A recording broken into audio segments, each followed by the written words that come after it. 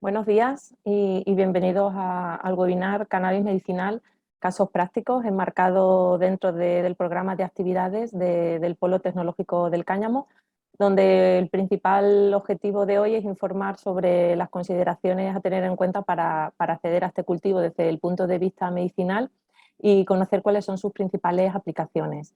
Se aportarán experiencias y bueno, pues estudios clínicos que nos ayudarán a comprender un poco más la situación actual en la que nos encontramos. Soy Ana Serrano, responsable de transferencia tecnológica del Centro Tecnológico Nacional Agroalimentario CETAE y os acompañaré durante todo el acto de hoy. La jornada será grabada y el chat está habilitado para formular preguntas a los ponentes. Dejaremos un tiempo al final de las ponencias y para facilitar un poco el desarrollo de este turno de preguntas os rogamos que incluyáis inicialmente a quién va dirigida la cuestión que planteáis, ¿de acuerdo? Sin más, os doy la bienvenida y cedo la palabra a Rosa de la Torre. Ella es coordinadora del Polo Tecnológico del Cáñamo y responsable del área de seguridad alimentaria de CETAEX. Bienvenida, Rosa. Hola, buenos días a todos y bienvenidas a este encuentro, el segundo webinar sobre el cannabis medicinal. Gracias a todos por vuestro interés y en este apasionante tema que nos gusta. CETAEX quiere dar continuidad, como ha dicho Ana, a las acciones enmarcadas en el Polo Tecnológico del Cáñamo. Y como sabéis, en febrero ofrecimos el primer webinar del cannabis medicinal como Simposio Internacional Iberoamericano, que fue titulado Actuación sobre el uso medicinal del cannabis, que fue moderado por el doctor Adrián Llerena, en el que participaron importantes académicos de distintos países. El objetivo de aquel webinar fue actualizar la situación iberoamericana en las iniciativas tanto desde la transferencia como de la investigación y la innovación clínica del cannabis medicinal. Bueno, pues hoy organizamos este segundo webinar, como ha comentado Ana, para poder llegar a todos los interesados y informar sobre lo que hay que tener en cuenta para acceder a este cultivo y cuáles son sus principales aplicaciones. Queremos dar datos sobre experiencias y estudios clínicos. Para eso contamos con estupendos profesionales que os van a hablar a continuación. Aunque nuestra mayor competencia se centra siempre en el cáñamo industrial, deseamos informar también de esta actividad porque creemos que es importante para la salud y para la economía española. Y estamos convencidos que en nuestro país se debe alcanzar un consenso para regular igualmente el cannabis medicinal con toda la seguridad jurídica y sanitaria y normalizado por las entidades institucionales del gobierno que sean pertinentes y llegar, como otros 47 países, a regular el cannabis medicinal. Por mi parte, bienvenida a todos y le doy paso a la moderadora, Ana, para presentar a los ponentes. Muchas gracias. Gracias a ti, Rosa. Pues comenzamos con el turno de ponencias y es para abre esta jornada Concha Tiana y hablará sobre los controles de calidad en una producción de cáñamo medicinal. Concha es licenciada en farmacia por la Universidad Complutense de Madrid, farmacéutico especialista en farmacia industrial y galénica y en análisis y control de medicamentos y drogas. Ha desarrollado su carrera profesional durante más de 40 años en la industria farmacéutica, compilando una amplia experiencia pluridisciplinar, especialmente en las áreas de registro de medicamentos y de calidad. Durante gran parte de su carrera ha ejercido como directora técnica en diferentes laboratorios fabricantes de medicamentos y responsable de la implementación y del mantenimiento de las normas de correcta fabricación. Desde 2019 es directora del área de calidad de Valutescens.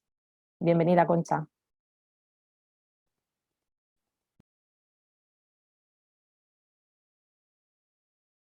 No te escuchamos, Concha. Ya, se me oye bien, ¿verdad? Ahora. Vale, muchas gracias. Bueno, primero de todo, y ya gracias por la introducción, Ana, y confirmaros, yo efectivamente he desarrollado toda mi carrera profesional en la industria farmacéutica, en diferentes campos, muy focalizada en registro de medicamentos y en garantía de calidad y en implantar los sistemas de calidad.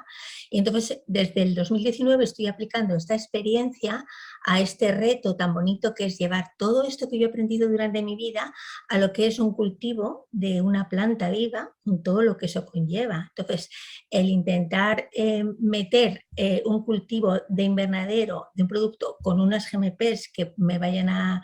En fin, hay que aplicar un sistema, un sentido común y tener una manga un poco ancha para ver cómo adaptar todo, que en este momento de mi vida pues supone un reto y un trabajo pues muy divertido y muy emocionante, ¿no?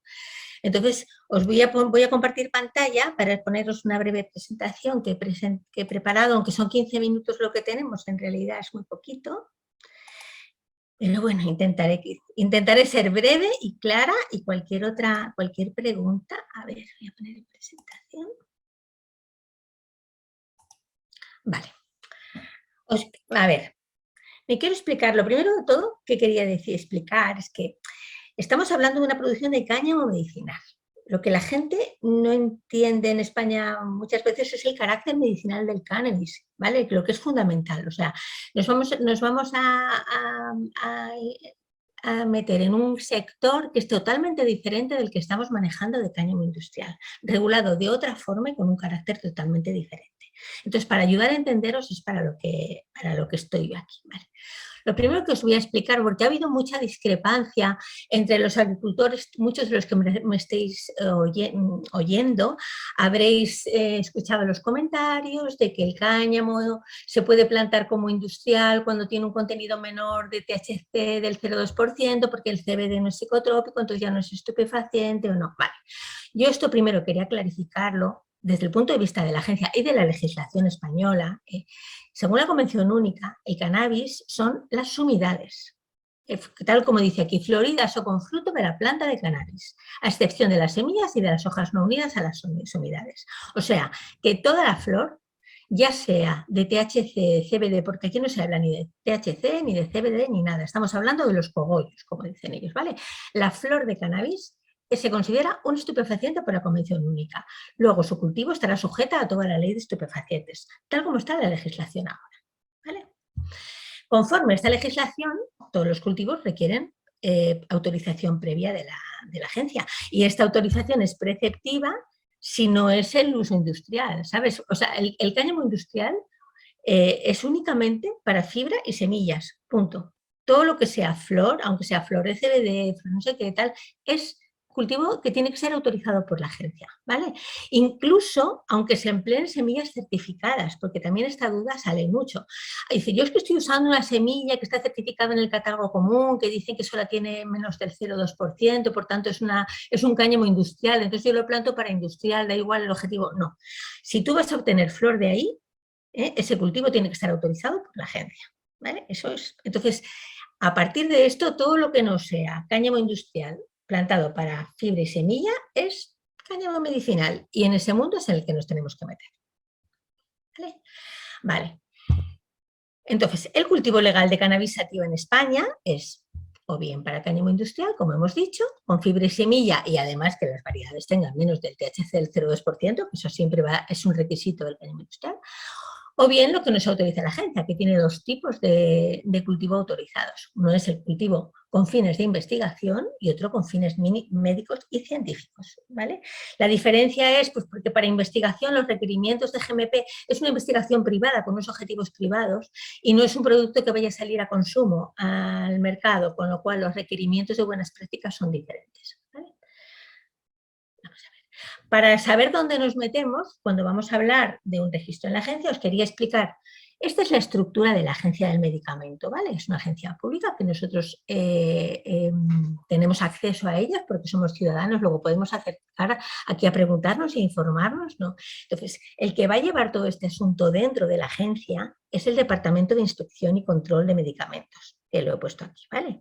Y dentro del Departamento de Inspección y Control de Medicamentos, dentro de los muchos departamentos que hay en la agencia, este es el que nos compete, ¿no? Entonces, dentro de este departamento está dividida, el jefe de departamento es Manuel Ibarra, y esto está dividida en áreas diferentes según la actividad que estén desarrollando cada área, ¿no?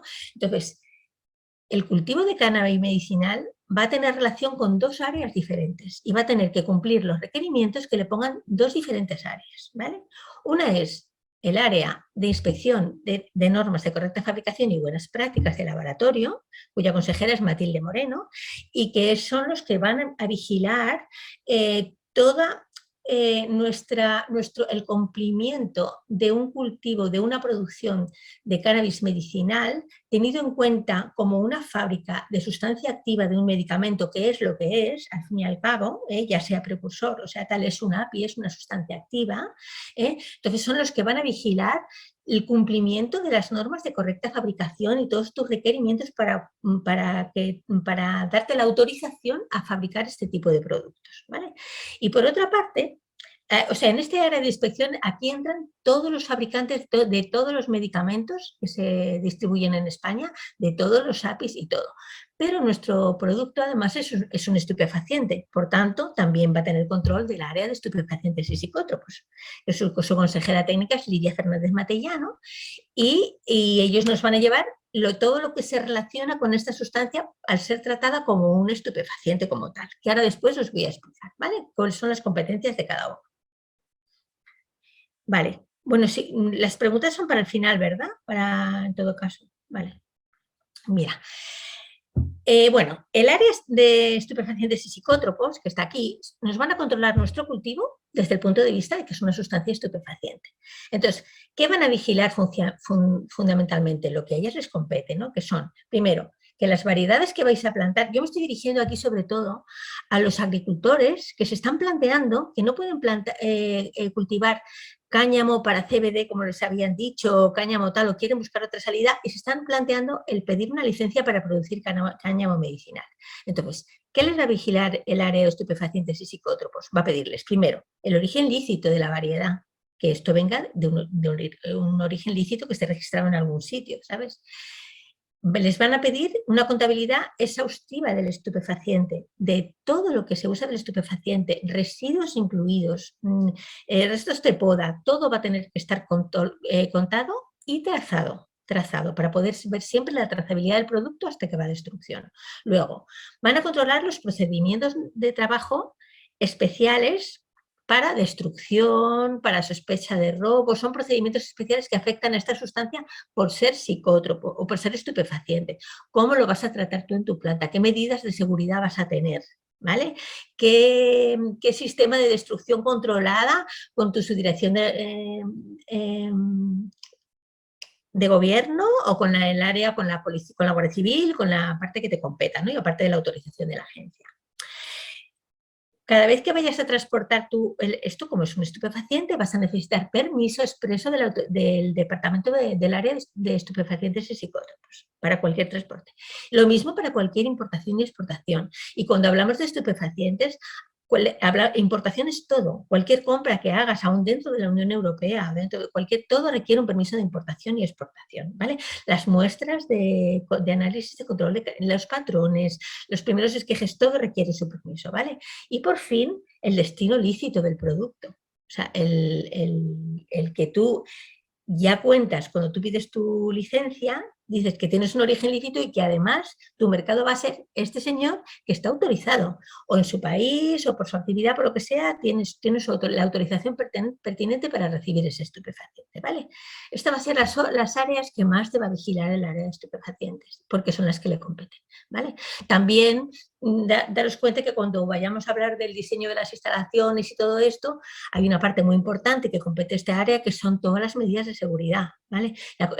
La empresa de seguridad que te va a vigilar, el sistema, que tengas una evaluación de riesgos adecuada, de que las medidas son idóneas, etcétera, etcétera, ¿vale? Bueno, hasta aquí creo que claro. Pasamos a la otra área, el área de inspección de normas de correcta fabricación, ¿vale? Entonces, aquí hay que tener muy importante que considerar, porque nuestro proyecto de cultivo va a ser considerado una fábrica de sustancias activas de especial riesgo. Me explico. El área, las GMP son de cumplimiento obligatorio para todos los medicamentos como producto terminado, ¿vale?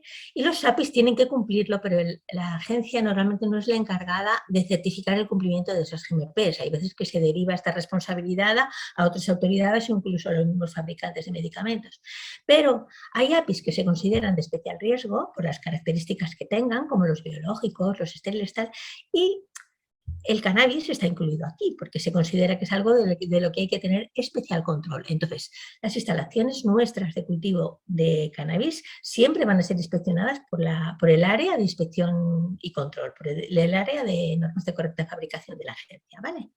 Entonces, los requerimientos de GMP son iguales que para cualquier fábrica de medicamentos. Aquí ya vamos a hablar de palabras mayores, no estamos hablando de un cultivo industrial, ¿vale? Nos van a poner muchos requerimientos en cuanto a las instalaciones, documentación, validaciones, etcétera. Es lo que os voy a intentar explicar un poquito más adelante, ¿vale? Entonces, para poder nosotros conseguir la autorización, hemos de cumplir las normas y pasar con aprobado la inspección pertinente de la agencia.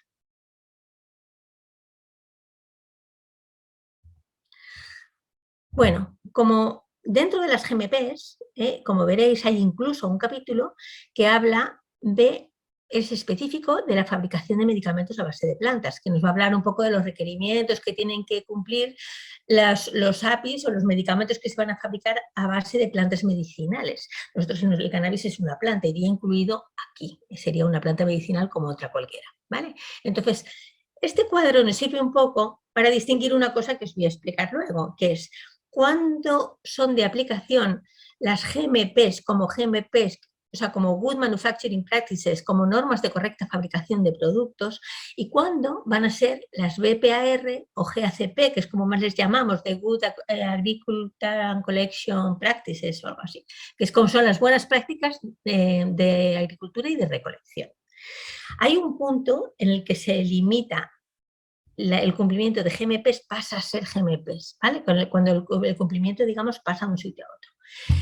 Cuando tu producto, tú vas a cultivar un producto que vas únicamente a hacer el cultivo, pero luego lo vas a mandar a alguien como precursor para que haga un extracto, para que lo siga procesando, para que lo procese en GMP en paquetes más pequeños, en fin, en ese momento en que tu producto no es un API, sino que es un precursor, digamos, del API que será luego, entonces, tanto tu cultivo como el corte y el secado estará sujeto a GACPs, ¿vale? Que luego, como veremos, tiene algunas pequeñas diferencias. Pero si tu producto, en cualquier modo, va a ser considerado como un API, o tú lo vas a procesar, lo vas a meter en paquetes para que luego otro laboratorio lo procese para hacer un medicamento, para hacer tal, en ese momento ya el corte y el secado tienen que estar en GMP, ¿vale? Ese es el escalón, digamos, que comparten. Esto, la parte 2 y parte 1 de GMP es según que sea para producto terminado o para APIs, ¿vale? Pero una vez que tú ya lo vas a utilizar para sacar tu producto hasta el final de aquí, esa fase de corte y secado la tienes que meter en GMPs, ¿vale? La tienes que considerar GMPs, ¿vale? Bueno, esta es una nota explicativa que va a continuación de esa tabla en la que la agencia aclara que esta clasificación depende de la responsabilidad del que va a diseñar. Él es el que tiene que decidir su producto, el destino que va a tener es el que tiene que decidir hasta dónde lleva el ámbito del cumplimiento de GACPs o GMPs. Vale.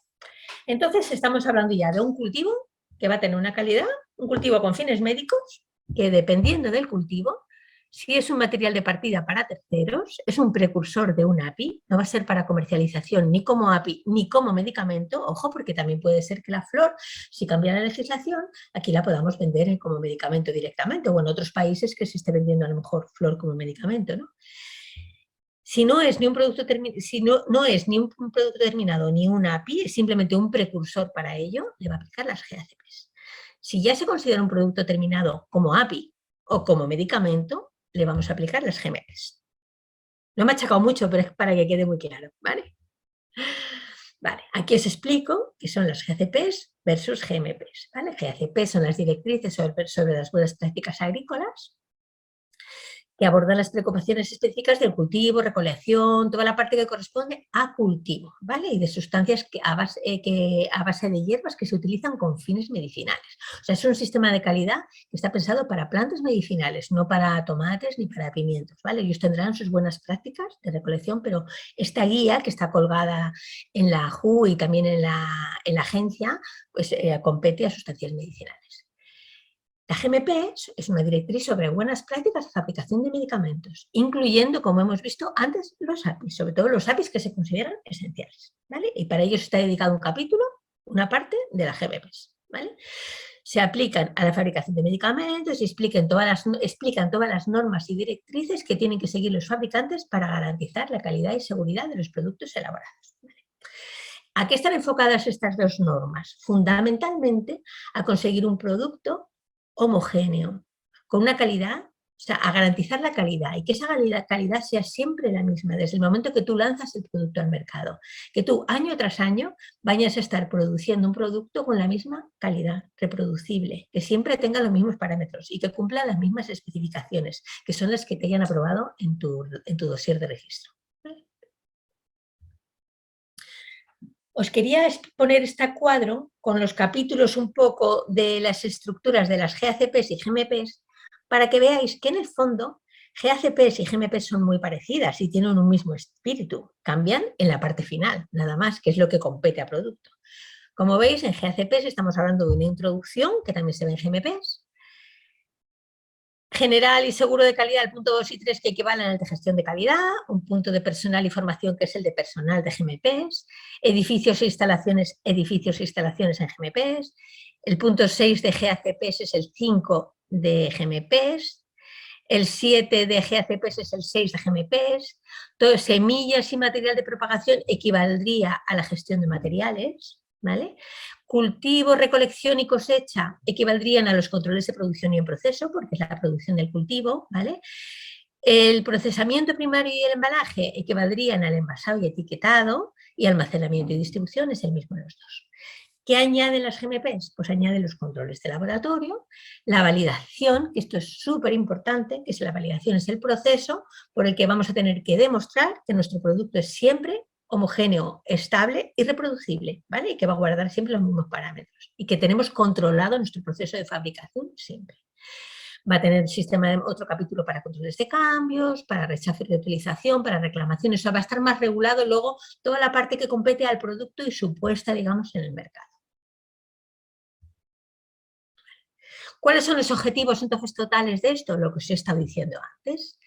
Que sea un producto estable y homogéneo a lo largo, reproducible en el tiempo, ¿vale? Puedes tener pequeñas variables, pero siempre dentro de tus márgenes de validación, ¿vale? Que sea escalable, que si tú quieres, estás haciendo ahora unos lotes de un determinado tamaño, que lo puedas escalar a un tamaño mayor, haciendo una revalidación, pero que ese proceso sea escalable. Además, tienes que conseguir un producto que no tenga metales pesados, contaminantes, bacterias, hongos. Aquí estoy hablando agrícolas, vosotros sabéis que para conseguir todo esto tienes que tener muy mecanizado y muy sistematizado tu invernadero. Con el mismo contenido en activos. Este es un punto crítico y muy difícil, ¿vale? Que todos los lotes producidos en el año sean homogéneos, ¿vale? Entonces, ¿cómo puedes conseguir tú esto? Con una inversión tremenda, primero. ¿Por qué? Porque tu invernadero lo tienes que mecanizar totalmente. Tú tienes que tener tu sistema que te garantice que siempre va a recibir la misma humedad, la misma alimentación, el mismo tratamiento de plan preventivo de plagas, que vas a poner los mismos procedimientos de irradiación o de lo que sea o de tal, el mismo tiempo de secado, que todas las condiciones, las horas de luz y oscuridad que reciben a lo largo del día van a estar siempre regulados con sus blackouts y con todo. Esto es una inversión muy grande, pero es imprescindible para que la planta crezca siempre en las condiciones lo más parecidas posibles, dentro de que es un ser vivo y que un ser vivo tiene luego sus cositas, ¿sabes? Que de vez en cuando pues, se varía un poco, pero dentro de lo posible que tú puedas asegurar lo más posible que va a crecer de una forma siempre igual. Y la única forma es controlando todos los parámetros de cultivo, ¿vale? Esto es una inversión muy fuerte en mecanización, en la construcción de la planta de procesado que vas a tener igual de parametrizada, ¿vale? Y con tus procesos exactamente igual de validados, con tu sistema de clasificación de aire puesto para que se detecten siempre las mismas partículas, que no te entren contaminantes, que no haya contaminación cruzada, etcétera. Y un trabajo técnico, un personal cualificado, un trabajo técnico de validaciones y calibraciones y todo, junto con todo el trabajo documental relacionado, que es mucho tiempo y mucha inversión, ¿vale?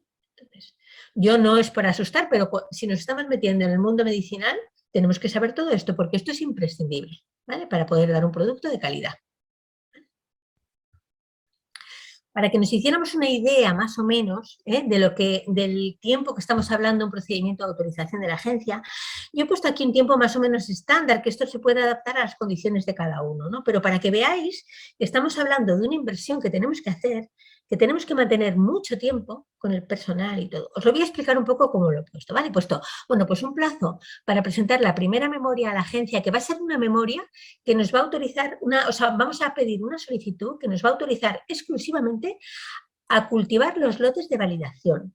¿Por qué? Para que nosotros consigamos pasar la inspección GMP correctamente y nos den la autorización como un fabricante de sustancias activas, tendremos que haber cultivado primero, tendremos que haber validado 3 lotes. Y para cultivar esos 3 lotes, el área de estupefacientes me tiene que dar permiso, porque yo esto no lo puedo cultivar sin permiso de la agencia, ¿vale? Entonces, primero pido permiso para cultivar los lotes de validación. Cuando los tengo construidos, cuando ya tengo esa memoria metida y ya me están dando el permiso y ya estoy en ello, yo empiezo a cultivar el invernadero. Empiezo un poco antes, ¿vale?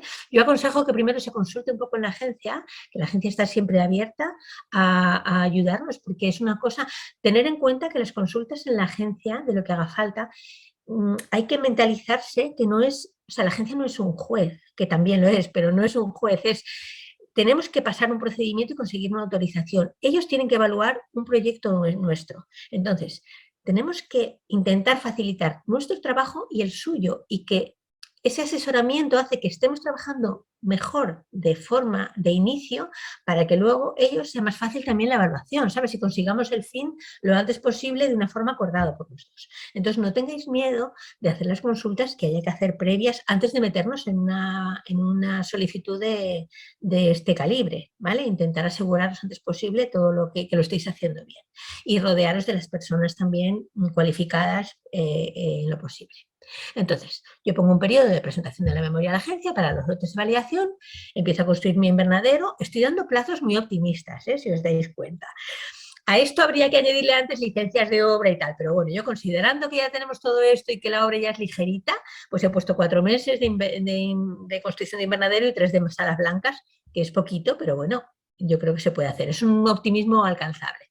Entonces ponemos una fase de 4 meses de construcción de invernadero, podemos solapar un poco, empezar ahí antes de eso, ya arriesgando un poco, hacemos las salas blancas, y aquí, donde pongo yo autorización de lotes de validación, que a lo mejor los he tenido antes, pero aquí, que es cuando yo puedo comunicar ya mi inicio de actividades, tengo que tener ya mi sistema de seguridad contratado, todas mis cámaras funcionando, todo mi personal cualificado contratado, el responsable de fabricación, el responsable de laboratorio, el responsable de mantenimiento, la persona cualificada, todo. Tiene el garantía de calidad fundamental desde mucho antes, pero bueno, aquí tiene que estar ya todo el mundo en firme. Iniciamos nuestro cultivo, ¿vale? He puesto un plazo de 5 meses para cultivo con otros 3 un poco solapados del procesado. Esto variará, depende de que uno parta de semillas, que parta de esquejes, ya se vería. Pero bueno, estoy dando aquí un total de 7 meses, que no es mucho, ¿no? Después estoy poniendo un mes más para acabar de recopilar documentación de validación de instalaciones. Daros cuenta que todo, no solamente vamos a validar nuestro proceso, tenemos que dejar validada toda nuestra instalación, toda la climatización, el agua, todo tiene que estar cualificado, con sus cualificaciones hechas y tal. Y otro mes más para acabar de validar, de recoger informes de validación de procesos, poder hacer mis tablas, estar segura de que estoy trabajando de una forma correcta, he conseguido validar mis 3 lotes y estadísticamente veo que son homogéneos, y en ese momento pido la solicitud de inspección a la agencia, ¿vale? En este tiempo ya han pasado 19 meses, sin contar la parte previa de licencia que os dije. Si a estos 19 meses le tenemos que añadir que la agencia, yo le solicito la inspección, lo normal es que por lo menos un par de meses tarden en venir, porque tiene suya su calendario hecho de inspecciones. Se abre, hace la inspección, empiezan deficiencias, porque por muy bien que lo queramos hacer, siempre vamos a tener cosas, somos inexpertos, ¿sabes? Aunque estemos asesorados, nos van a pasar cosas. Entonces, deficiencias mayores, menores, no sé qué, un plan, capa, plan, tal, hasta que a lo mejor consigamos la autorización definitiva, pueden pasar pues fácilmente 2 o 3 meses más, ¿vale? No es una cosa, no sería malo conseguirlo en 2 o 3 meses más, con lo cual nos estamos poniendo en 2 años. En esos 2 años hay que tener en cuenta, yo no digo por meter miedo, quiero que la gente que se meta en esto sea consciente de que es un proyecto caro, que hay que mantener, hay que tener un pulmón económico muy importante, porque tú tienes que mantener tu instalación, tu personal, tus lotes cultivados, todo hecho durante 2 años. Y cuando tengas la autorización, vas a tener que pedir ya, otra vez, al área de estupefacientes, tu primer permiso para cultivar tu primer lote comercial, que hasta que no lo recojas no empezarás a tener retorno, ¿vale? Entonces, en el calendario de la inversión tenéis que tener en cuenta todo esto, ¿vale? A mí me parecía muy importante incluiroslo al final para que pongáis un poco los ojos, o sea, para que os hablen un poco de la realidad, porque yo sé que hay mucha gente hablando de proyectos, de que esto es muy fácil, de que esto total, son 3 papeles, luego, no, bueno, saber un poco en qué consiste, de qué estamos hablando, ¿vale? Yo, el tiempo es muy corto y he hablado así un poquito por encima, os hablo desde la experiencia, porque aunque yo he trabajado siempre en la agencia, pero en Valutec, bueno, pues tenemos nuestra licencia de investigación, estamos intentando renovar ahora la de esquejes, porque ya hicimos una sesión de esquejes que ahora queremos renovar. Ayer mismo presentamos una nueva solicitud para autorización para el cultivo de los 3 lotes de validación de una planta de producción. Entonces, bueno, nosotros estamos andando a la vez que todos vosotros. Entonces, yo creo que todo esto hay que tenerlo en cuenta, ¿vale? Os doy muchísimas gracias porque no sé si me he pasado tiempo, me parece que sí, pero Un poquito, bueno, Concha, pero no, estamos bueno, todavía. vale, pero muchas gracias y he dejado abajo mi correo por si tenéis alguna duda que luego no nos diera tiempo a hablar porque hay mucha información que digerir o algo, yo estoy abierta a quien me quiera preguntar algo así en plan de que sirva de ayuda, no tengo ningún problema, ¿vale? Pues muchas gracias. Estupendo, Concha, pues muchas gracias por tu intervención. Continuamos y ahora es el turno de Guillermo Moreno y nos va a hablar de dispensación de cannabis medicinal en países de nuestro entorno, los ejemplos de Reino Unido y Alemania. Guillermo lleva casi 20 años dedicado a la investigación de los cannabinoides y es autor de más de 30 artículos científicos y 3 patentes que describen de alguna manera el papel del sistema endocannabinoide en la percepción del dolor. Es licenciado en Bioquímica y Química Orgánica por la Universidad de Zaragoza y doctor en Neurociencia por la Universidad Complutense de Madrid. Obtuvo una beca Fulbright para completar su doctorado en Estados Unidos, desarrollando la mayor parte de su carrera académica en la Universidad de California. Actualmente ejerce como director científico de Chiron Life Sciences. Bienvenido, Guillermo. Muchas gracias, Ana. Muchas gracias a ZX por organizar este webinar y por la información. Y por la invitación, perdón. Muchas gracias a Concha porque, como siempre, ha estado muy clarísimo todo lo que ha expuesto. Yo voy a intentar también ser breve y hacer una exposición lo más centrada posible porque siempre, bueno, pues estos campos siempre tienen muchas aristas y muchas divergentes, ¿no? Entonces, bueno, mi objetivo cuando se propuso hacer una explicación un poco más práctica y aplicada acerca del cannabis medicinal, pues fue tratar de abordar un tema que inicialmente estaba en el centro de lo que pretendía debatir la subcomisión de sanidad que se ha estado reuniendo, todavía se está reuniendo con expertos del campo para tratar de evaluar, ¿no?, cuál podría ser una hoja de ruta para un posible plan nacional de administración de cannabis medicinal, ¿no? Entonces, la idea era basarnos en países de nuestro entorno y yo traigo el ejemplo de Reino Unido y Alemania, que son 2 países en los que Chiron comercializa medicamentos derivados de cannabis, ¿no? Entonces, veamos un poco en qué consiste esto del medicamento derivado de cannabis.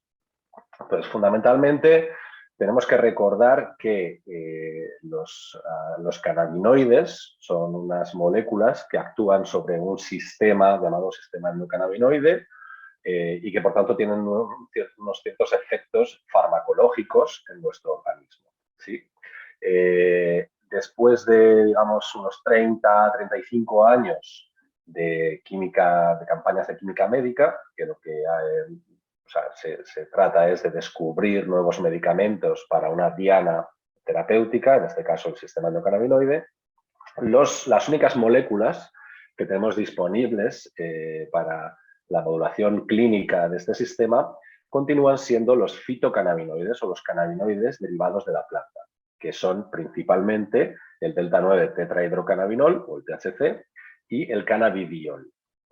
Entonces, digamos que lo que nos permite jugar un poco las distintas presentaciones va a ser con algunos parámetros farmacocinéticos que tengan que ver con la absorción, con la distribución, con la eliminación y con el metabolismo de estas moléculas, ¿no? Entonces, rápidamente 2 pinceladas, sin que nadie se asuste.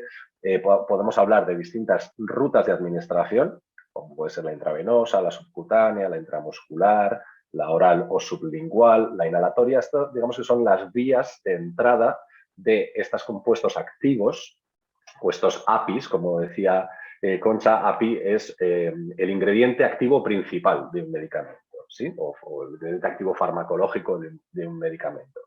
Y el resto son excipientes, que son los que van a ayudar precisamente a entregar o llevar ese activo al sitio donde tiene que ejercer su acción.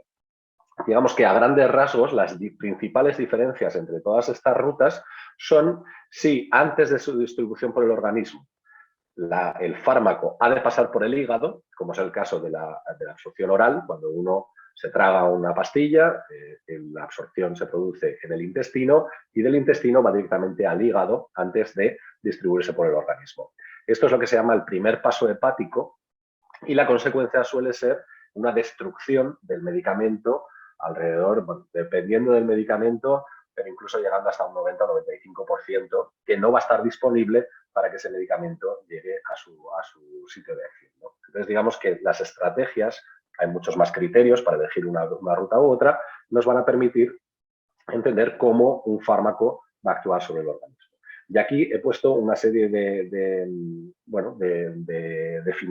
una serie de conceptos que voy a tocar ligeramente, como son la ventana terapéutica. ¿Qué es la ventana? Cuando hablamos de ventana terapéutica, es la diferencia en concentración del fármaco en sangre entre la mínima concentración necesaria para que tengamos un efecto terapéutico y la mínima concentración tóxica, que es aquella a la que comienzan a aparecer los efectos secundarios o los efectos adversos indeseados.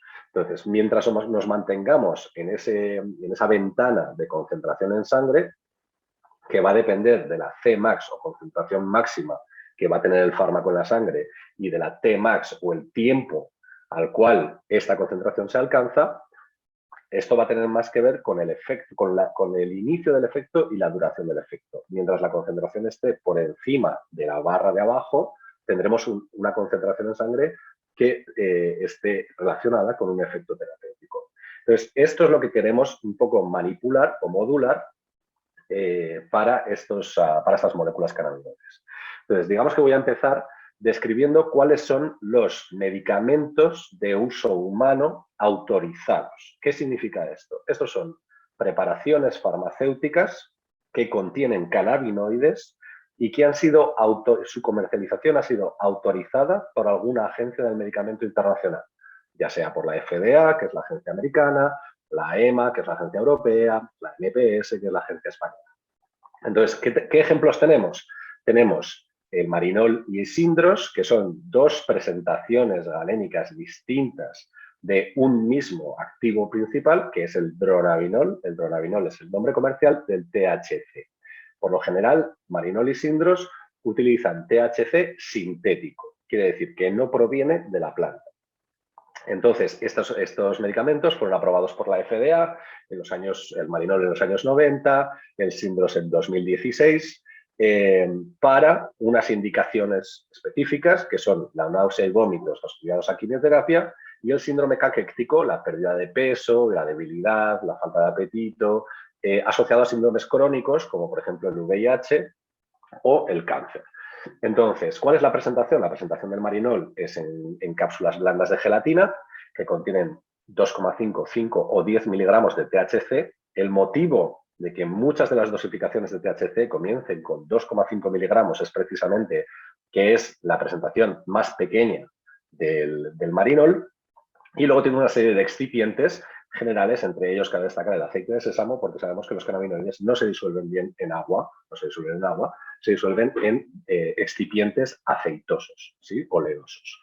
Sin embargo, el marinol tiene una absorción relativamente errática, hay una gran diferencia entre individuos y esto se solucionó parcialmente con una formulación en líquido, en jarabe, dosificado con una jeringa dosificadora, como es el caso del Sindros. Aquí en esta gráfica se ve como después de 15 minutos todo el THC administrado, el 100% de la absorción se ha producido, mientras que en la cápsula de gelatina hay que esperar a una liberación que bueno, condiciona que hasta pasadas prácticamente 1 hora y media, 2 horas, no se consiga la absorción del 100% de la molécula. Rápidamente, indicaros que, por ejemplo, la Tmax, o sea, el tiempo que tarda en alcanzarse esta máxima concentración, suele estar en alrededor de las 2 horas, 2 horas y media. ¿Sí? Lo mismo para el Sindros, y que las concentraciones que vamos a alcanzar en sangre son bastante bajas, en general menos de 10 nanogramos por mililitro. Esto también tiene que ver con el metabolismo hepático del que hablábamos, porque el THC se va a destruir y se va a convertir en THC-COH, bueno, en THC-OH y en THC-COH, que son los metabolitos del THC. El THC se va a destruir en el hígado y va a dar lugar a otras moléculas, una de ellas activa, que también es la que va a ser responsable de los efectos del cannabis o del THC ingerido.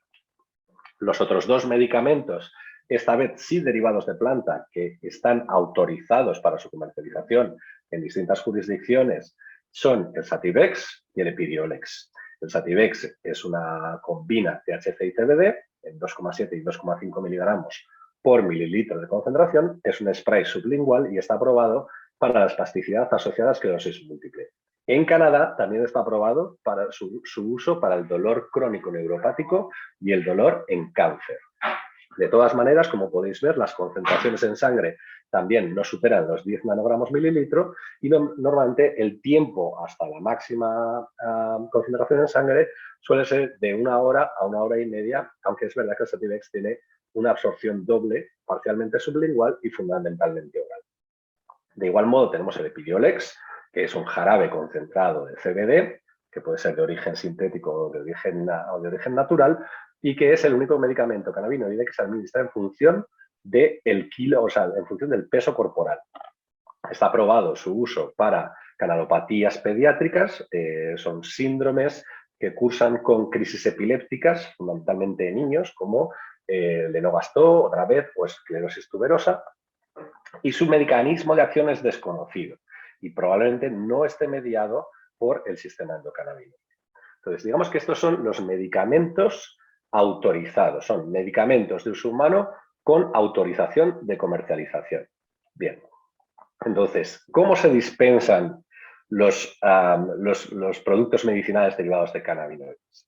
Para los medicamentos de uso humano con autorización de comercialización, no hace falta que el gobierno nacional, dentro del marco de la Convención Única de Naciones Unidas de Psicotrópicos o de narcóticos, establezca una regulación para que los pacientes que se puedan beneficiar de estos medicamentos puedan acceder a ellos. Sin embargo, todos los países de nuestro entorno, o prácticamente todos los países de nuestro entorno, en este momento ya España es prácticamente la excepción, tienen un programa de acceso a cannabis medicinal. Y en general este acceso se ha hecho a través de lo que se llaman preparaciones magistrales o fórmulas magistrales. Las fórmulas magistrales, también llamadas o también denominadas medicamentos de uso humano sin autorización de comercialización, tienen esta característica.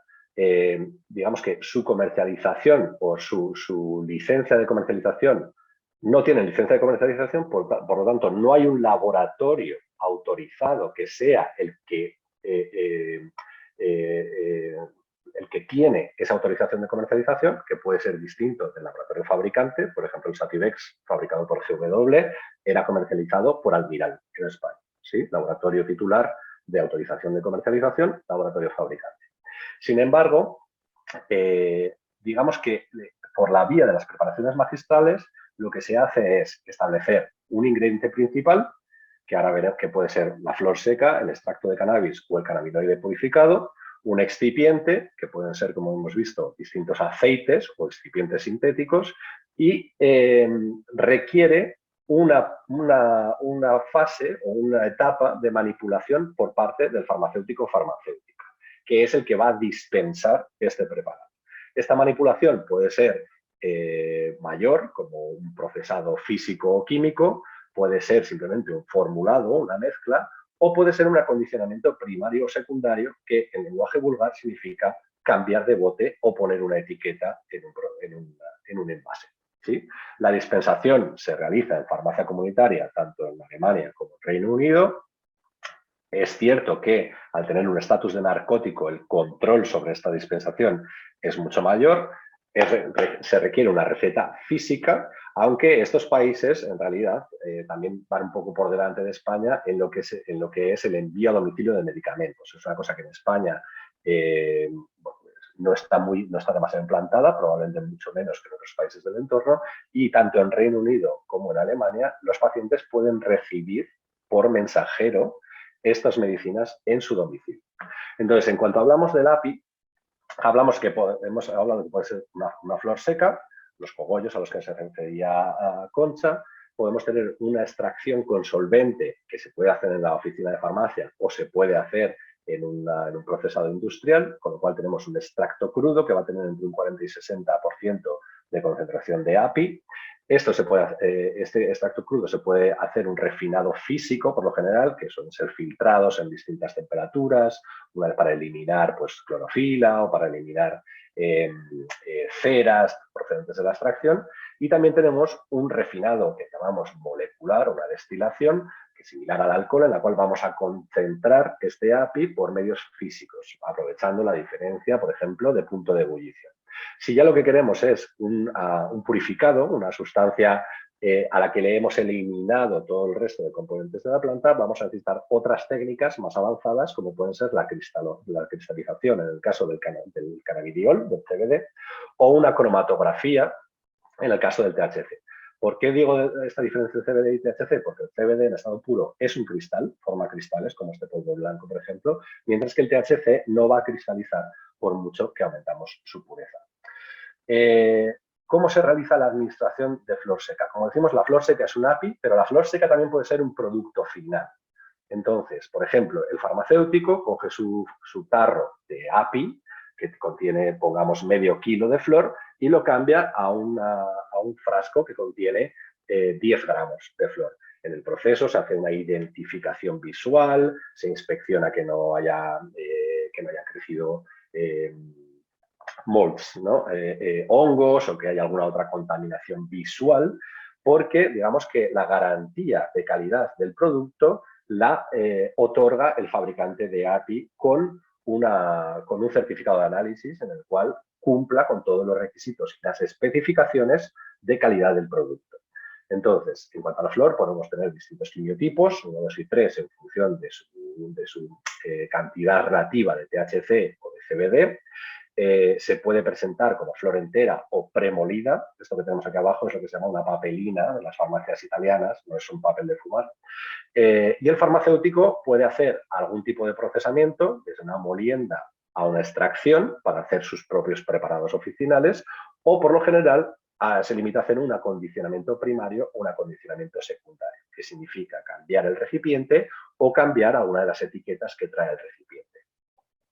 En el caso, o sea, digamos que desde el punto de vista médico, fumar el cannabis o la flor seca de cannabis está totalmente desaconsejado. De hecho, la legislación británica prohíbe fumar la flor de cannabis y, por lo tanto, hemos de ofrecerle al paciente una alternativa en forma de un vaporizador. Existen 2 vaporizadores que están certificados como producto sanitario, ANPS, es Agencia Española del Medicamento y el Producto Sanitario. Existen dos vaporizadores con marcado CE autocertificados como producto sanitario. Uno de ellos es este, que tiene también estas cápsulas que permiten una mejor dosificación del producto. El cannabis inhalado es la vía tradicionalmente preferida. De hecho, el Instituto del National Institute of Drug Abuse, del abuso de drogas en Estados Unidos, solía distribuir a los pacientes cigarrillos de cannabis. La biodisponibilidad del THC depende de la forma de inhalar, puede tener distinta variabilidad, pero lo que caracteriza es que esta vía de administración es extremadamente rápida. Hablábamos de que todos los fármacos que os he enseñado hasta ahora tenían una Tmax, un tiempo máximo de absorción de pico en sangre alrededor de las 2 horas. Para el cannabis inhalado es de menos de 10 minutos. Esto permite al paciente experimentado poder ajustar mejor la dosis. Aquí tenéis unas cuantas gráficas de administración y, como veis, antes de 10 minutos tenemos el máximo de concentración. Estos son flores de quimiotipo 1, de quimiotipo 2 y de quimiotipo 3. Y, como veis, la absorción es similar para el THC y para el CBD. Otro producto que no está disponible en Reino Unido, pero que en Alemania ha sido el producto derivado del cannabis o el magistral derivado del cannabis más comercializado en los últimos años. El dronabinol. ¿Qué es el dronabinol? THC, de origen vegetal en este caso, pero purificado a más del 98%. El farmacéutico se compra un kit que consiste en una jeringuilla que puede contener 1/4, medio o 1 gramo de THC purificado, y lo que hace es, en un beaker, en un vaso de precipitados, mezclarlo con triglicéridos de cadena media, que son los excipientes autorizados por la farmacopea alemana para la preparación de este producto. Entonces, el magistral es una botellita con 10 mililitros, con 20 mililitros, con el volumen que el médico haya puesto en la receta, que contiene una solución de 2,5 miligramos de mililitro de THC y que el paciente va a poder administrarse por vía oral. Digamos que el rol del farmacéutico es la correcta identificación de este material para fabricar magistrales, la dilución en triglicéridos de cadena media y el envasado en un frasco. También tenemos las soluciones orales, extractos o también llamados extractos o malamente llamados extractos o aceites, ya que el extracto sería el API que utilizamos para prepararlo y el aceite es en el que disolvemos estos compuestos, que son soluciones orales no estériles. Igualmente tenemos distinción entre quimiotipos 1, 2 y 3 en función de la cantidad relativa de THC y CBD. La presentación se suele hacer en un frasco, ya sea con un gotero o con una jeringa dosificadora. Y es necesario un certificado de análisis y de liberación de lote por parte de un director técnico de acuerdo a buenas prácticas de fabricación, siempre y cuando no sea preparado en la oficina de farmacia. En este caso, los farmacéuticos lo que suelen hacer es un acondicionamiento primario, ya sea un reetiquetado o un cambio de frasco o un acondicionamiento secundario. Cuando es preparado en farmacia, la caducidad del producto es de 3 meses. Si viene preparado de manera industrial y liberado por un director técnico, la caducidad será la que asigne este director técnico en la liberación en función de unos ensayos de estabilidad que previamente se habrán realizado.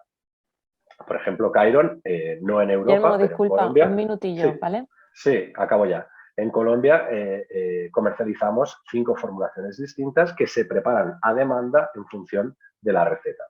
Entonces, lo importante para entender cuáles son las opciones de estos que hemos nombrado son, digamos, las presentaciones más habituales, pero en función de lo que permita la farmacopea o el formulario nacional y de las limitaciones que existan para los activos, un farmacéutico podría preparar otras fórmulas magistrales para otras rutas de administración, como serían pues, los tópicos, las cremas, las gotas oftálmicas, cápsulas herbales, supositorios, pastillas sublinguales, etc. En conclusión, las fórmulas magistrales permiten una mayor flexibilidad para personalizar la composición y la vía de administración de medicamentos basados en cannabis. la dispensación en farmacia comunitaria añade un nivel adicional de control de calidad sobre estos productos y resulta más cómodo para el paciente. Las presentaciones galénicas aprobadas dependen de la farmacopea del formulario nacional, a diferencia del Reino Unido y Alemania, en el momento de su regulación, y esto es importante, España ya cuenta con una producción nacional de cannabis de grado farmacéutico. En ambos países, la forma más frecuente prescrita es la flor seca para inhalación. Y en Alemania, el seguro cubre parcialmente el coste del tratamiento y del vaporizador, que se reembolsa una vez aprobada la petición del médico prescriptor que ha de justificar la necesidad de este tratamiento. Así acabo, muchas gracias y bueno, continuamos más tarde. Muchas gracias, Guillermo. Posteriormente te volveré a dar paso para la última ponencia. Pues continuamos ahora con Mary Peña, abordará práctica clínica, aplicación de productos fitoterápicos. Ella es licenciada en Medicina por la Universidad Nacional de Colombia y ha trabajado durante los últimos 10 años en Barcelona en salud mental, con cuidados paliativos y geriatría, antes de incorporarse al equipo médico de Calapa Clinic, especializándose en la ayuda a pacientes con cannabis medicinal. Es miembro de la Sociedad de Clínicos de Cannabis y es la actual secretaria de la Sociedad Clínica de Endocannabinología en España. Bienvenida, Mary. Hola, buenos días a todos. Feliz y agradecida de esta invitación.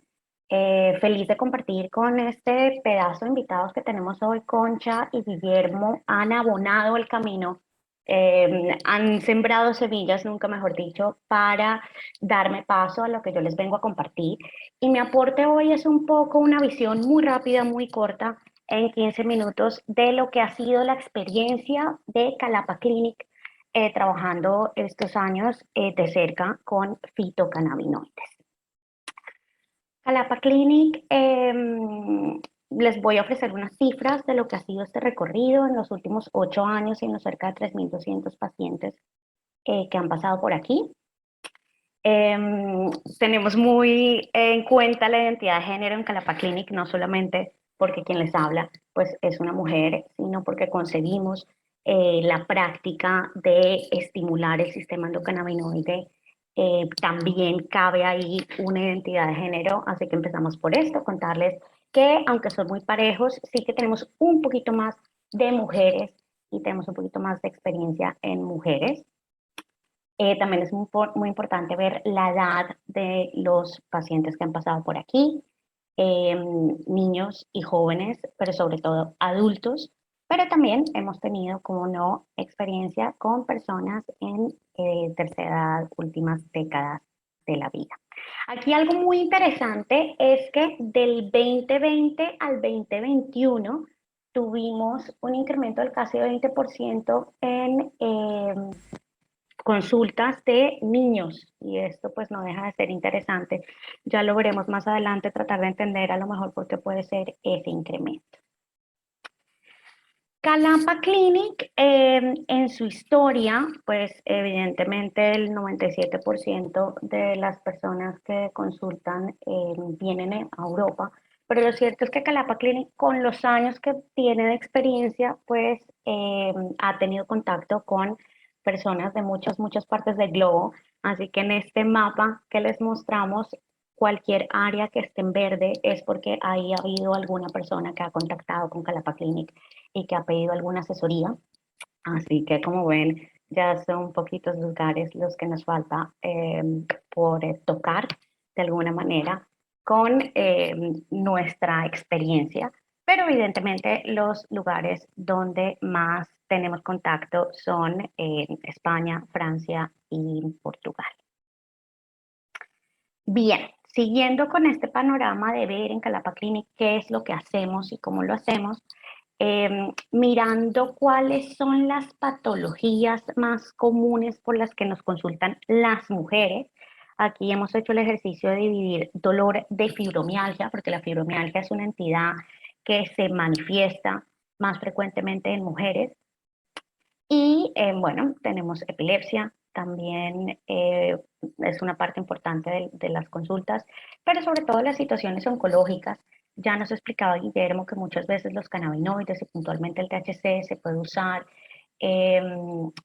un poco para paliar toda la toxicidad gastrointestinal que puede llegar a tener un tratamiento destinado a mejorar una situación oncológica, así que el cáncer evidentemente es una de las situaciones con las que vivimos diariamente en Calapa Clinic, y en las mujeres pues el cáncer de mama es el de mayor importancia, el de mayor relevancia.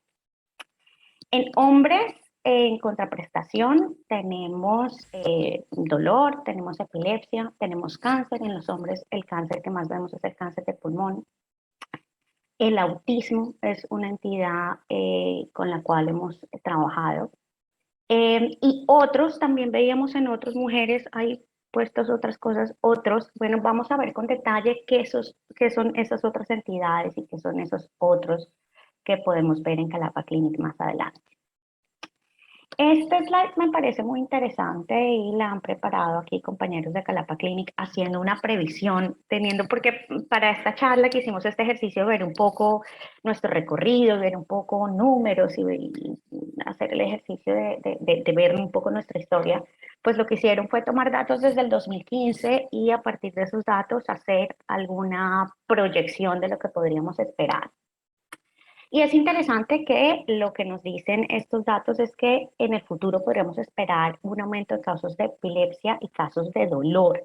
Y en este punto me parece que es importante recalcar que ya estamos empezando a ver en Calapa Clinic síndromes difíciles, dolorosos de sensibilización central que tienen que ver con el contacto o la infección por el SARS-CoV-2 y esta gran historia de epidemia que no nos terminamos de recuperar aún.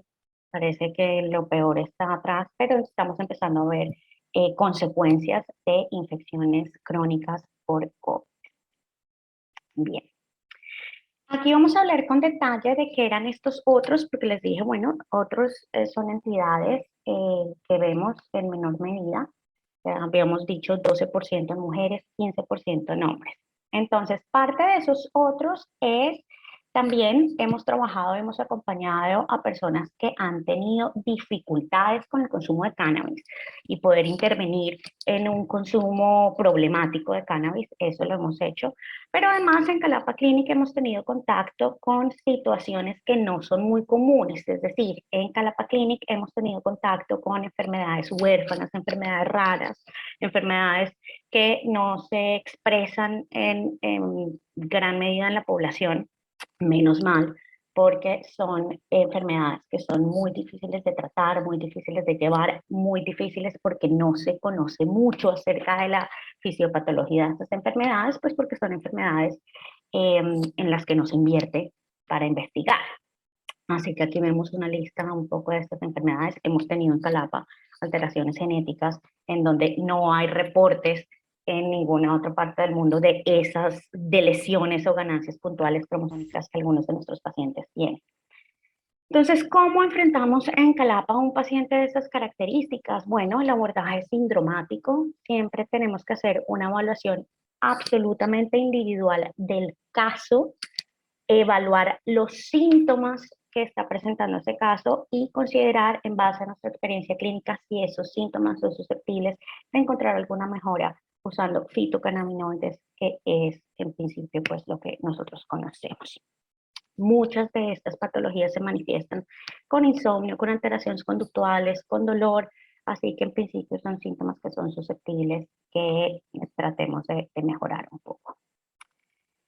En la concepción de trabajo con cannabis medicinal de Calapa, el actor principal es el paciente y al paciente le corresponde un rol protagónico, nunca mejor dicho, a él y a su entorno familiar. Así que ellos son parte fundamental del trabajo. En Calapa Clinic, antes de considerar asesorar a ninguna persona, primero estudiamos el caso. En Calapa Clinic no tenemos maneras de hacer diagnósticos y cosas así, que generalmente son pacientes que ya tienen muy definido un peregrinaje por diferentes clínicas, estudios, especialistas. Vemos individualmente el caso, lo consideramos y vemos si hay maneras o no de a lo mejor mejorar ciertos síntomas. Y con este abordaje sintomático me parece que se pueden llegar a conseguir resultados interesantes, resultados que muchas veces en los ensayos clínicos controlados, aleatorizados, doble ciegos, triple ciegos y aleatorizados que estamos acostumbrados los médicos a considerar, es muy difícil medir el impacto en mejoría en calidad de vida. Pero la calidad de vida creo que es algo que a lo mejor no tenemos muy en cuenta y que es absolutamente fundamental porque define la vida de estos pacientes y de sus familias. Entonces, poder mejorar un poco el apetito, el sueño, el dolor, la estabilidad conductual y emocional de una persona que está pasando por una condición clínica de difícil manejo, pues evidentemente redunda en una mejoría de su grupo familiar y en ese sentido creemos que estamos mejorando un poco la situación en general del entorno de esa persona. Aquí ya me estoy acercando al final y aquí no me voy a detener mucho porque ya Concha nos ha explicado lo fundamental. No puede existir, no se puede concebir el cannabis medicinal sin productos que hayan tenido un estricto control de buenas prácticas agrícolas y buenas prácticas de manufactura. Y ya nos ha explicado un poco Guillermo que, bueno, que el cannabis se puede usar como una medicina porque todos tenemos por dentro un sistema de comunicación celular que se llama el sistema endocannabinoide, porque todos producimos por ahí sustancias que se parecen mucho a las sustancias que encontramos en la planta.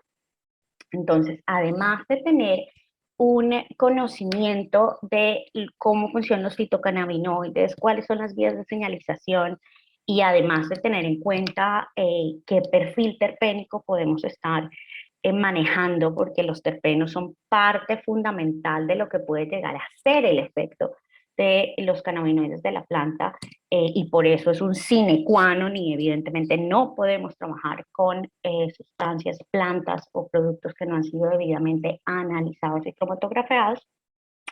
También es muy importante el paciente y lo que pasa con el paciente. No puede haber un tratamiento con cannabis medicinal en donde a ese paciente no se le ha trabajado un poco su microbiota. Cada vez más tenemos más evidencia de lo importante que es ese balance microbiológico que tenemos todos y su relación también con el sistema endocannabinoide, y tenemos todos los seres humanos en el planeta ahora mismo un problemón muy grande con nuestra alimentación, nuestra nutrición. Todos sabemos que tenemos un montón de disruptores endocrinos por ahí que nos van metiendo por ahí en el súper y a veces no nos damos cuenta. Entonces, trabajar en esos aspectos, trabajar en nutrición, tener la alimentación lo mejor controlada posible, considerar complementación, es decir, en Calapa Clinic concebimos este trabajo como un abordaje integral de la medicina y es un ejercicio absolutamente individual. Es decir, en Calapa Clinic no trabajamos con protocolos y la dosis para dolor crónico de origen neuropático son 300 miligramos al día de CBD con 10 miligramos al día de THC. Nosotros no trabajamos así. Nosotros trabajamos con dosis que consideramos que van a ser adecuadas o no para ese paciente, dependiendo de los productos, las cosas a las que tenga acceso. Pero es absolutamente fundamental, como les dije antes, además de esos productos y además de esta ayuda que podamos tener y este efecto que vamos a tener con los cannabinoides y los fitocannabinoides, poder comenzar a echar a andar hábitos que necesitamos para poder tener un sistema endocannabinoide con un tono adecuado. Así que creo que en muchos pacientes los cannabinoides son una manera de empezar a andar y hacer cambios y hacer mecanismos, porque tenemos todos, pero especialmente alguien que está pasando por una situación clínica compleja, tienen que tener mucho cuidado con su dieta, tienen que permitirse hacer actividades lúdicas, tienen que encontrar maneras de gestionar su estrés, tienen que hacer actividad física, tienen que ejercer su sexualidad de una manera sana, satisfactoria, porque esto en conjunto es lo que nos va a ayudar a tener un mejor tono en el tono endocannabinoide. Muy poquito el tiempo para temas tan complejos. Creo que de los grandes retos que tiene cualquier país que se plantee hacer una regulación del acceso a cannabis como medicina. Uno de los grandes retos es la educación médica, y creo que eso nos lo hemos encontrado en países de nuestro entorno, es el gran reto en que está trabajando Inglaterra, Alemania, Italia. Así que nuestro esfuerzo un poco de contar nuestra experiencia a otros colegas, porque evidentemente esto sigue teniendo un estigma muy grande y también un estigma muy grande dentro del estamento médico, pues hemos creado desde el año pasado una plataforma educativa un poco hecha con mucho cariño a colegas médicos, médicas, pero abierta a todos los trabajadores de la salud. El cannabis medicinal creo que solamente funciona cuando tenemos un abordaje multidinámico, multiprofesional, y tenemos que trabajar de la mano del nutricionista, el fisioterapeuta. Así que los invitamos a todos y todas a que se echen una vueltita por ahí por Calapaja Academy, porque creo que pueden encontrar información que les parezca positiva, que les parezca de valor. Tenemos una actividad de compartir casos clínicos, que me parece que para los médicos es una buena manera de empezar un poco a entender todo lo que tiene que ver con este universo de usar un producto vivo como medicina, y todos los retos que se puede plantear eso a un médico o médica que está acompañando a su paciente en ese proceso. Así que nada, muchas gracias. Muchas gracias, Mary, por tu intervención y por colaborar en este día con nosotros. Es el turno ya de finalizar con la última ponencia, que es a cargo de Guillermo Moreno, y abordará patrones de prescripción y desenlaces clínicos asociados con el uso de fórmulas magistrales orales de cannabis medicinal en pacientes colombianos con dolor crónico. Es un estudio de corte retrospectivo. Bienvenido de nuevo, Guillermo. Gracias, bueno, muchas gracias a Mary, porque verdaderamente ha cubierto muy bien la parte que va, ¿no? Desde qué podemos utilizar a cómo hacer la valoración de un paciente. Yo voy a presentar los datos de un estudio que hemos realizado en Colombia, y bueno, el mérito va a todos mis colegas clínicos, que son los médicos que atienden a todos estos pacientes, ¿no? En las clínicas, en concreto en esta clínica en Bogotá. Ha habido bastante debate, o hay bastante debate siempre acerca de la evidencia, de la calidad de la evidencia. Me gustaría empezar aclarando que lo que sabemos en general acerca de cómo se comportan en la clínica los cannabinoides viene de los ensayos clínicos que condujeron a la aprobación de los medicamentos autorizados de los que he hablado antes. Sin embargo, teniendo en cuenta que hay una gran cantidad de pacientes que están utilizando medicamentos no autorizados en distintas jurisdicciones, sobre todo aquellas que llevan ya un largo recorrido como Canadá, Israel. Esta es la primera evidencia que se publica sobre pacientes de Colombia, que reguló el acceso en 2017. Obviamente, todo este ejercicio que se hace de recabación de datos y de análisis entra dentro de lo que llamamos la observación o el estudio observacional, ¿no? Opuesto al estudio experimental, y por supuesto tiene que ver con la ruta de comercialización de estos medicamentos, ya que estos medicamentos no van a recibir nunca la autorización de comercialización, que es precisamente para lo que se hacen los ensayos clínicos, para garantizar la eficacia y la seguridad de un medicamento desconocido por lo general o sintético, que digamos no sabemos exactamente qué otras interacciones y tal vez perjuicios para la salud o para la seguridad de los pacientes puedan tener. Entonces, digamos que rápidamente, este es un estudio que hicimos entre mayo y septiembre del 2021 en la Clínica Serenia de Colombia. En ese periodo pasaron casi 8.000 pacientes por la clínica. Solo pudimos obtener unos cuestionarios de PROMS, que se llaman, son Patient Reported Outcome Measures, o medidas de desenlace clínico reportada por paciente, que es uno de los criterios, una de las informaciones que la Organización Mundial de la Salud recomienda recoger también para capturar precisamente no solo la experiencia del clínico, sino también la del paciente. De estos 2.761, 600 no relataron o no declararon tener una indicación primaria de dolor crónico, con lo cual nos centramos solamente en el estudio de aquellos que, como ya hemos visto antes, Fundamentalmente en todas las jurisdicciones el dolor crónico es el motivo o el síntoma primario o el más abundante para el cual se busca un tratamiento con cannabis medicinal. Y finalmente eliminamos 49 debido a inconsistencias entre el historial clínico y lo reportado en el cuestionario para una inclusión final de 2.112 pacientes.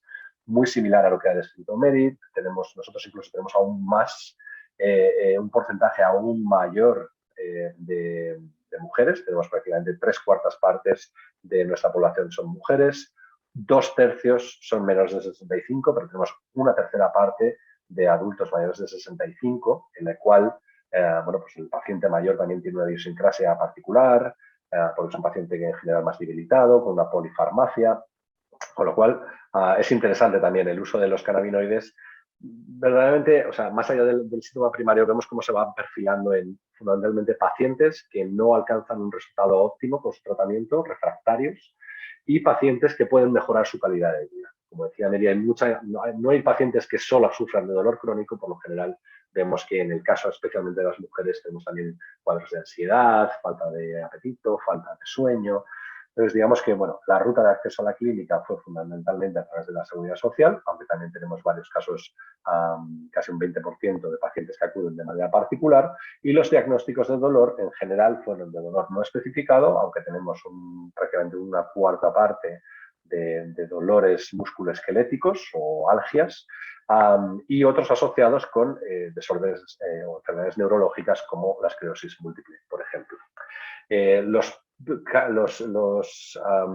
productos medicinales derivados de cannabis disponibles en la clínica son de 3 quimiotipos, como decíamos, alto THC, balanceado o alto CBD, que provienen de 3 variedades de cannabis registradas por Chiron y que tienen este quimiotipo, ¿no? Esta composición química. Estos son los productos. Tenemos pues uno de 20 miligramos mililitro, un balanceado de 12 y 14 y 2 de quimiotipo 3 de 30 y de 100 miligramos mililitro respectivamente. Sin embargo, lo primero que cabe destacar es que nuestros médicos confían solamente en 2 de ellos. Prácticamente el 99% de las prescripciones se hacen de o la fórmula 2, que es el balanceado, un 40%, o la fórmula 3, que es el cannabidiol 30 miligramos mililitro con un 2 miligramos mililitro de THC, que es un 60%. Aquí vemos la dosis diaria que va aumentando. Gracias al tamaño de la cohorte pudimos dividirlos en aquellos que habían recibido tratamiento menos de 4 semanas, 4-12 semanas, 13-26 o más de 26, que se alinea también con los criterios de la Organización Mundial de la Salud para estudios de corta, media o larga duración.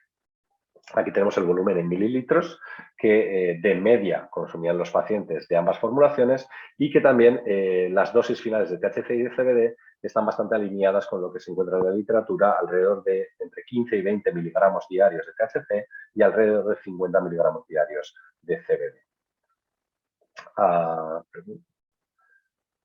Aquí. Otro de las cosas curiosas que vimos y que me pareció importante publicar fueron los patrones de prescripción.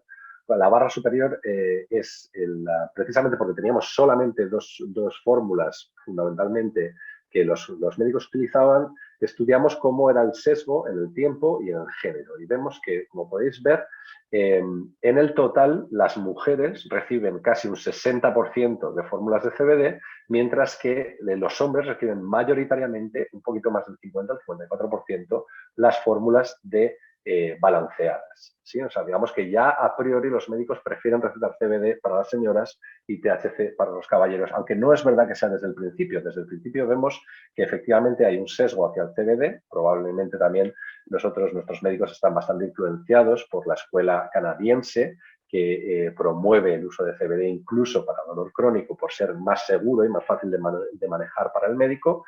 Vemos que en el caso de las mujeres la fórmula de CBD se mantiene por encima del 50% y sin embargo en el caso de los hombres va disminuyendo. Esto está fundamentalmente debido a 2 motivos. El primero es el abandono del tratamiento, probablemente por la falta de promesa terapéutica, y el segundo son aquellos pacientes que después de una primera prescripción con el producto de más alto CBD, el médico los pasa o cambia el quimiotipo a un balanceado. Y vemos que los hombres empiezan con más de un 50%, alrededor de un 58%, 56% de producto de CBD y acaban con un 60% de producto de THC, digamos, invirtiendo 1/3 a 2/3, este ratio 1/3 a 2/3. En cuanto a los PROMs, en cuanto a qué reportan los pacientes, la mayoría de los pacientes, 9 de cada 10 pacientes, reportan algún grado de mejoría. Se les pidió que evaluaran en una escala visual este grado de mejoría de 0 a 100 y como vemos, la mayor, digamos que estaríamos centrados alrededor del 70%, aunque la media fue de un 54%. Todos estos son datos publicados que pueden leer en el artículo. Para un análisis más cómodo lo dividimos en grupos en cuanto al efecto, el efecto residual de aquellos que iban 0 o 10% de mejoría, ligero entre 10, 20, 30 y 40, aquellos que ya percibían más de un 50% de mejora, 50, 60, 70, llamamos un beneficio moderado, y robusto aquellos que reportaban un 80, 90 o incluso un 100% de mejoría. Entonces, como vemos, ambas fórmulas básicamente tenían la misma mejoría reportada por pacientes. Los adultos mayores, el tercio de adultos mayores reportaba una mejoría ligeramente inferior comparado con dentro del mismo quimiotipo con los pacientes menores de 65 y aquí podemos ver la evolución. Estos son mujeres con la fórmula 2 balanceada con la fórmula 3 y vemos cómo conforme avanza el periodo de tratamiento se estabiliza, digamos, el resultado robusto y moderado.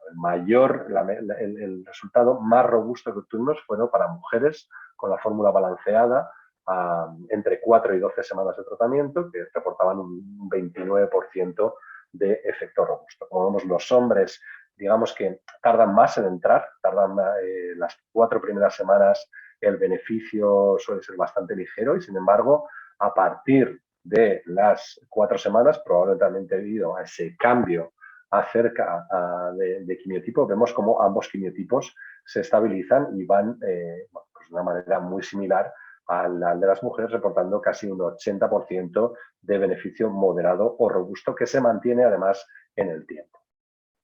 En cuanto a la incidencia de efectos secundarios, cabe destacar el perfil relativamente seguro de los cannabinoides comparado con otros medicamentos y con otros analgésicos, de tal manera que casi algo más de 7 de cada 10 pacientes reportaron no tener ningún efecto secundario. De nuevo, esto es habitual verlo cuando los pacientes reciben cannabis medicinal dentro de un programa estructurado de tratamiento y siempre con supervisión clínica, y aquellos efectos secundarios son los habituales relacionados sobre todo con el THC, como puede ser la somnolencia, el mareo o la boca seca, que tuvieron una incidencia relativamente, o sea, digamos que no fueron efectos secundarios graves que requiriesen una intervención médica o un ingreso del paciente, sino que son, por lo general, compatibles con la vida normal, ¿no? Entonces, digamos que aquí tenemos los efectos secundarios estos son los mismos datos, aquí los tenemos desglosados por formulación. Obviamente, la formulación que contiene THC tiene una somnolencia mayor. Vemos aquí, por ejemplo, también un mareo mayor comparado con la de CBD. Y a partir de ahí encontramos que la boca seca es similar para ambos, solamente un 4%, y el resto de efectos secundarios se mantuvieron por debajo del 1%. Aquí lo vemos expresado de otra manera, los efectos secundarios mayoritarios. Vemos que sobre todo son las mujeres las que contribuyen a este efecto de la somnolencia. La somnolencia a partir de las 12 semanas de tratamiento va disminuyendo conforme los pacientes se van acostumbrando, van generando tolerancia a esos efectos secundarios. En el caso de la somnolencia, vemos que en el caso del mareo se mantienen bastante dentro del mismo rango, tanto para hombres como para mujeres, y obviamente los efectos secundarios fueron menores en el caso de la fórmula que no contiene THC o contiene THC a una dosis más baja. Estamos hablando de que una dosis teórica, un ratio teórico de entre 1,15 y 1,25 para esta fórmula de 30 miligramos por litro de CBD y un ratio de 1,1 para la fórmula balanceada. Por tanto, como conclusiones, vemos que tanto los hombres como las mujeres informaron de beneficios más significativos después de las 4 semanas iniciales, una vez que se alcanza un régimen de dosificación óptimo. este periodo también se asoció con el de mayor incidencia de efectos secundarios. Por lo tanto, es importante que en la estructuración de esa primera visita y, digamos, en la educación que se hace al paciente acerca de cómo debe tomar o administrarse la fórmula magistral, se debe incidir precisamente en persistir en esta fase inicial en la cual es habitual que no se perciba el beneficio total del tratamiento y en el que pueda aparecer más frecuentemente los efectos secundarios. Entonces, digamos que los pacientes van a tener que ir subiendo poco a poco la dosis, tal vez retrocederla, incluso un cambio de quimiotipo puede ser habitual en esta primera fase. Y, por tanto, es muy importante establecer los objetivos de tratamiento durante la consulta inicial para proveer de una cierta estructura a este proceso. En segundo lugar, la mayoría de los estudios observacionales y experimentales que investigan la eficacia del cannabis medicinal para el tratamiento de dolor son de una duración relativamente corta, generalmente inferior a 4 semanas, y además utilizan una variedad grande de rutas de administración y de preparados. Por eso pensamos que nuestro estudio aportaba un cierto rigor que no se suele encontrar en los estudios observacionales. De igual manera, el tamaño de la cohorte nos permitió dividirlo en periodos de tratamiento y nuestros resultados están bien alineados con los resultados de los ensayos clínicos aleatorizados que se utilizaron en nabiximols, en Sativex, en los que los pacientes de esclerosis múltiple mostraron mejorías sostenidas del dolor y otros síntomas relacionados durante más de 12 meses sin desarrollar tolerancia al efecto terapéutico. Por tanto, podemos, digamos que como conclusiones del estudio, 9 de cada 10 participantes reportaron algún grado de mejoría, 7 de cada 10 participantes reportaron una mejoría igual o superior al 50%, entendiendo que este diseño, precisamente el diseño observacional, tiene un gran sesgo de inclusión, debido, por ejemplo, pues a los pacientes que abandonaron el tratamiento y de los cuales no hemos podido incluir. Sin embargo, los datos son lo suficientemente robustos como para, incluso incluyendo una desviación de sesgo, ver que verdaderamente existe una mejoría reportada por los pacientes. Y finalmente, el perfil de seguridad de los cannabinoides. Entendemos que, bueno, pues como decimos, ¿no? En el marco de un tratamiento, de una intervención clínica y con el seguimiento de un profesional de la salud bien formado, por lo general es un tratamiento bien tolerado. Sin embargo, como se esperaba, la fórmula 2, que contiene THC, mostró una prevalencia significativamente mayor de efectos secundarios relacionados con el sistema nervioso central, como son los mareos, que fueron más prominentes en estas primeras 4 semanas de tratamiento. De nuevo, muchas gracias por la atención y el artículo está publicado en Frontiers of Pain Research, es de acceso abierto, cualquier persona lo puede descargar y lo puede leer, y quedo a disposición para cualquier pregunta. Muchas gracias. Gracias, Guillermo, por tu intervención. Pues como dice, vamos a abordar ahora algunas cuestiones que nos han transmitido a través del chat. La primera es para Concha y preguntan que con la licencia si es posible cultivar cáñamo feminizado y utilizar esa flor para uso cosmético. El audio, Concha, por favor. Entiendo que se refieren a la licencia de cannabis medicinal. Entiendo. Entiendo, entonces con la licencia de cannabis medicinal ellos pueden dedicarlo al uso que tengan siempre que esté autorizada la empresa que sea y que la agencia se lo autorice. Uno de los usos puede ser cosmético, pero tendría que ser que la agencia, o sea, que ese fabricante estuviera autorizado para usar cannabis al que se lo vayan a enviar. O sea, lo que he dicho en mi presentación, el origen tiene que ser lícito y el destino también, autorizado por la agencia. Entonces, puede ser un uso para cosmético, laboratorios que hacen cosas de cosméticos con cannabis, pero tiene que estar autorizado por la agencia. Entendiendo, perdona que me meta, entendiendo que lo que se quiere utilizar para cosmética es, entiendo, CBD y no aceite de semilla, que es el ingrediente aprobado para uso cosmético también. Claro, por eso, yo entiendo que está hablando de la flor, ¿no? Sí, porque es semilla feminizada, sería lógico, ¿no? Sí. Claro, sí, por eso. Estupendo, gracias. Hay otra pregunta que Guillermo luego ha contestado, pero preguntaban por qué en España no se utilizan fórmulas magistrales. Y Guillermo, a través del chat, no sé si le ha llegado al que ha realizado la consulta. No, tal vez no, porque era en el chat, sí. bueno, el chat de los ponentes.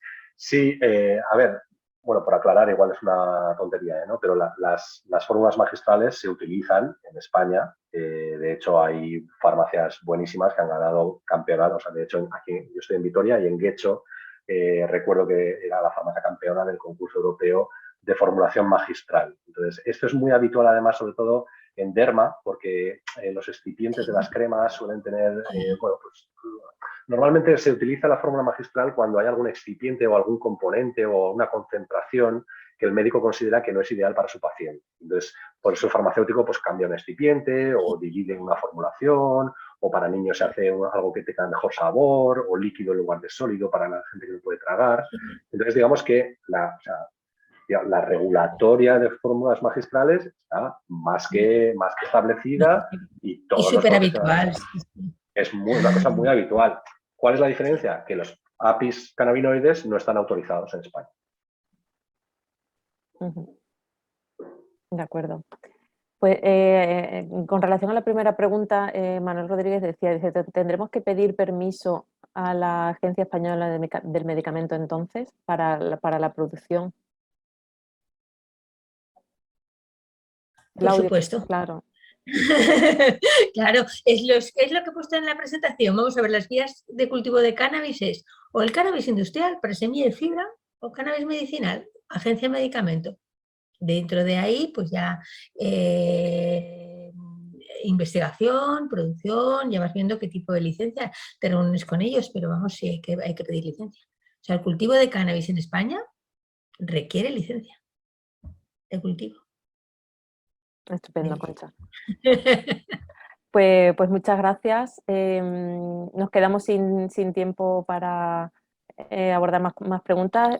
Como sabéis, estamos a vuestra disposición, tanto desde el Polo Tecnológico del Cáñamo como CETAES, como cada uno de los ponentes que han compartido abiertamente su correo electrónico. Bueno, pues si queda alguna cosa más que no haya sido aclarada, pues sin problema lo pueden formular, ¿de acuerdo? Gracias, Guillermo, gracias, Concha, y gracias, Mary, por la información tan valiosa que nos habéis compartido en este encuentro. Y bueno, pues ha sido un placer contar con vosotros. Y bueno, me gustaría destacar la predisposición que desde el primer momento que hemos contactado con vosotros, bueno, pues habéis mostrado para este encuentro. A todos los asistentes, muchas gracias por vuestra participación y os emplazamos a próximas jornadas que ya estamos trabajando desde el Polo Tecnológico del Cáñamo, y doy la palabra a Rosa de la Torre, bueno, pues para que haga la clausura de este encuentro. Muchas gracias a todos. Bueno, ha sido un placer enorme contar con la experiencia y los conocimientos de los ponentes, que a la vez son amigos de CETAES y os lo agradecemos en el alma. De verdad que creo que para Mary, Guillermo, Concha, cuando en España, que sé que se está reuniendo la comisión de expertos para el cannabis medicinal, os deberían llamar a vosotros, a gente como vosotros que sabe tanto y que tiene tantos conocimientos y sobre todo tanta experiencia. Muchísimas gracias, como ha dicho Ana, y también quiero agradecer a todos los que habéis estado conectados. Espero que como yo hayáis aprendido mucho y os hayáis sorprendido de todo esto y de las posibilidades que tenemos con el cannabis medicinal. Como ha dicho Ana, seguiremos trabajando en el Polo, tenemos ya previstos varios webinars a continuación y cualquier consulta o al Polo o a los expertos que os han conectado. Que paséis buen día y buena semana y hasta pronto. Gracias a todos. Adiós. Gracias. Adiós. Gracias.